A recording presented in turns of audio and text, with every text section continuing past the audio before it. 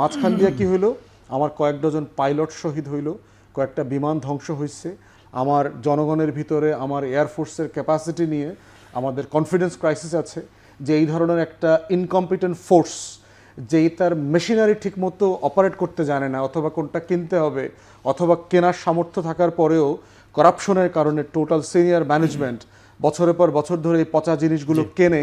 এই যে confidence crisis, এই বিমান বাহিনী দিয়ে আমি কি করিব?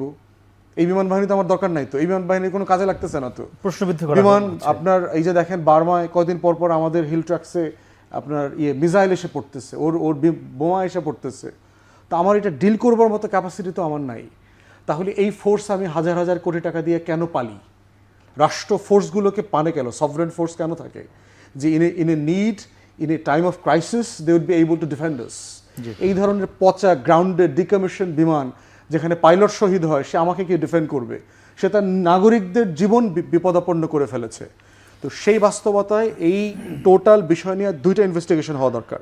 একটা হচ্ছে বিমান বাহিনী লেড ইনভেস্টিগেশন হওয়া দরকার, টোটাল এবং করাপশন প্রসেস হওয়া দরকার।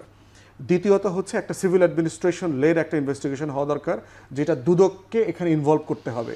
বিমান বাহিনীর প্রধানরা 12-13 সাল থেকে যারা যারা এই শেখ হাসিনার লুটপাট তন্ত্রের সাথে জড়িত ছিলেন, তাদের সবাইকে পাবলিক হিয়ারিংয়ের জন্য আনতে হবে। কেন এরকম একটা পচা জিনিস কিনতে হইল?